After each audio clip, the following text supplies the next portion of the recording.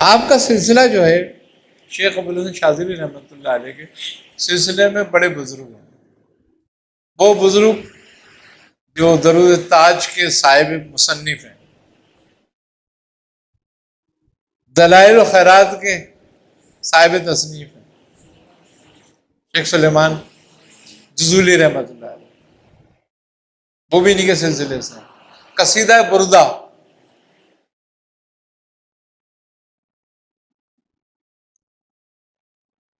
کے جو صاحب تصنیف ہیں ابو بصری رحمۃ اللہ علیہ، وہ بھی آپ کے سلسلے سے ہی ہیں. تو آپ کے سلسلے میں بڑے جلیل القدر بزرگ ہوئے. آپ کا سلسلہ دو واسطوں سے حضرت شیخ عبد القادر جیلانی رحمۃ اللہ علیہ سے ملتا ہے.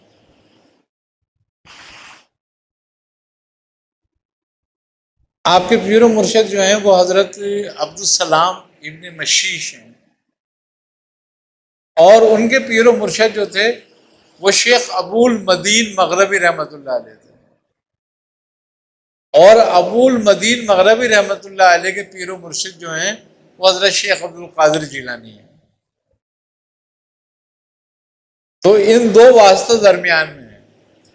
اچھا، یہ عبد السلام ابن مشیش کے جو پیر ہیں ابو المدین مغربی رحمۃ اللہ تعالی علیہ، یہ پیر بھی ہیں شیخ محی الدین ابن عربی کے بھی.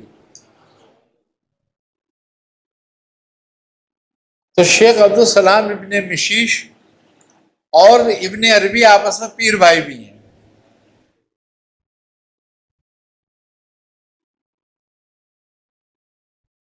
اور آپ ابن عربی جو تھے شیخ ابو المدین مغربی رحمۃ اللہ علیہ کو حکم پر ہی اندلس میں جا کر ایک قبرستان میں آپ موتقف ہوئے اور 14 سال موتقف رہے وہاں پر.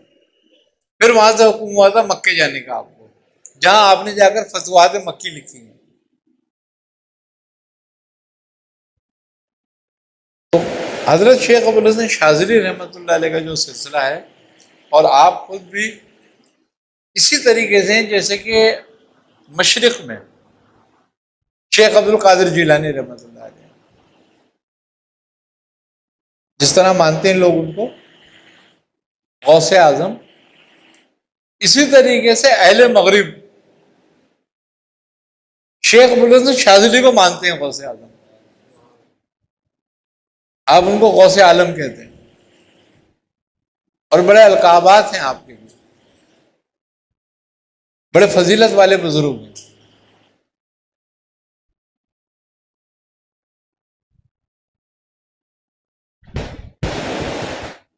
تو یہ بات ہے کہ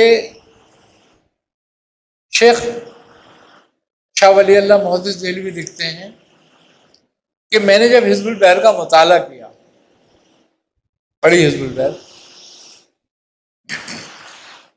تو میں نے جانا کہ شیخ ابوالحسن شاذلی جو ہیں وہ کتنے مرتبے کے بزرگ ہیں.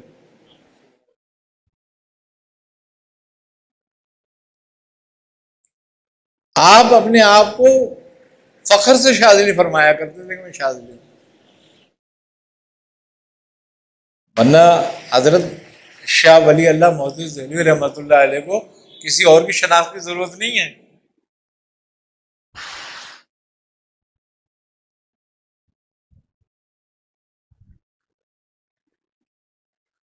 اگر دیکھا جائے تو 200 سالوں میں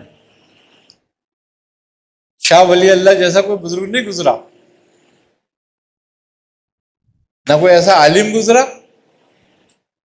نہ کوئی ایسا بزرگ گزرا.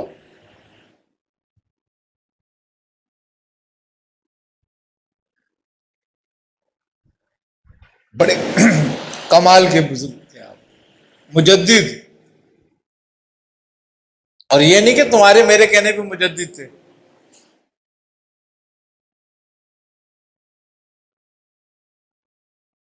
ان کو یہ مقام تو دربار رسالت سے ملا تھا.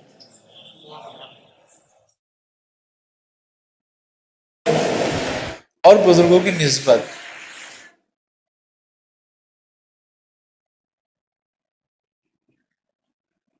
بہت مشکل سے حاصل ہوتی ہے. دیکھو وابستہ سلسلے سے بہت سارے لوگ ہو جاتے ہیں،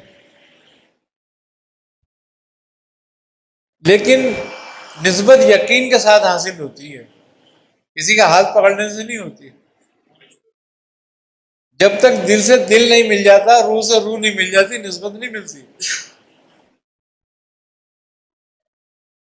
اور اس کے لیے محبت کی ضرورت ہے، یقین کی ضرورت ہے. اب اکثریت لوگوں کی تو بیعت صرف مطلب کے لیے کرتی ہے، محبت کے لیے تھوڑی کرتی ہے، نہ نسبت کے لیے کرتی ہے. اور پھر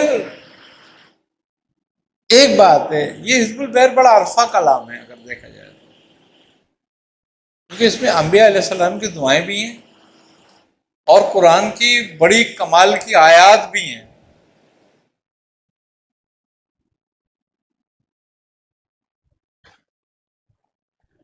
اس کا ایک ہی اسم اگر دیکھا جائے جو اس میں ہے، بسم اللہ الذی لا یضر مع اسمہ شیء فی الارض ولا فی السماء وهو السمیع العلیم.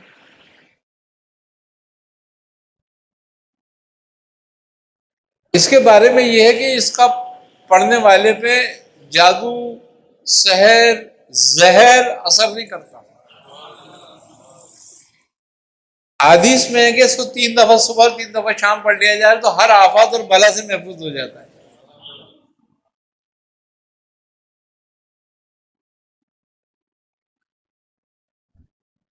اب ہم اس دعا کو پڑھتے کائے کے لیے؟ جنات اور موقع کے لیے.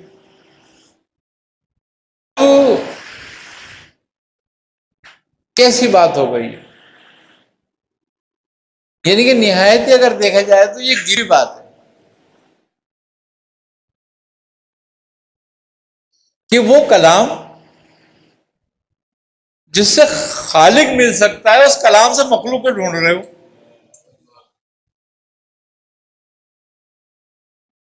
جس کو پڑھ کے خالق کی تمنا کرنی چاہیے کہ میری اس سے قرب ہو جائے، اس سے دوستی ہو جائے، تم اس کو چھوڑ کے مخلوق کے پیچھے لگے ہوئے کہ مخلوق مل جائے، کوئی جن مل جائے، کوئی موکل مل جائے، کوئی تفسیر ہو جائے. ابے بھائی سب کچھ ہوگا حاصل کیونکہ وہ سب مخلوق اللہ کی ہے، کہ جب تجھے اللہ تعالیٰ کی محبت مل گئی تو ساری مخلوق تیرے تابع ہو جائے گی. کمال بات یہ ہے کہ جب اللہ تعالیٰ کسی بندے سے محبت کرتا ہے تو وہ فرشتوں سے کہہ دیتا ہے، جبرائیل سے کہ جبرائیل جاؤ فرشتوں میں منادی کر دو کہ یہ ہمارا پیارا ہے، ہمارا دوست ہے. تو جو وہ فرشتوں میں منادی کراتا ہے، وہ فرشتے آسمان سے آواز لگاتے ہیں زمین پر کہ یہ اللہ کا دوست ہے. اور مخلوق کے کانوں میں وہ آواز نہیں آتی، لیکن مخلوق کے دل اس کی طرف پھر جاتے ہیں، اور مخلوق بھی سارے اس کو اپنا دوست ماننے لگتی ہے اور اس کی قدر و منزلت کرنے لگتی ہے.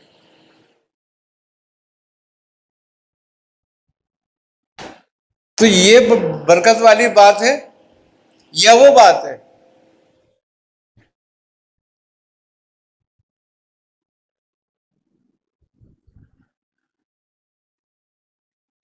تو سمجھنے والی بات یہ ہے کہ یہ کلام کی اہمیت کو سمجھو اور کلام کی برکت کو سمجھو اور اس کی رفعت کو سمجھو کہ یہ کس مقام کا اور کس رفعت کا کلام ہے. تو دعا حزب البحر جو ہے وہ بڑے کمال کی چیز ہے، بڑے کمال کا کلام ہے. بس صرف یقین کی ضرورت ہے. جو بندہ جتنی صدق دل سے اس کو پڑھتا ہے، اللہ تعالیٰ اس کی مشکلیں اتنی آسان کر دیتا ہے اور خلق میں اس کی محبت پیدا کر دیتا ہے.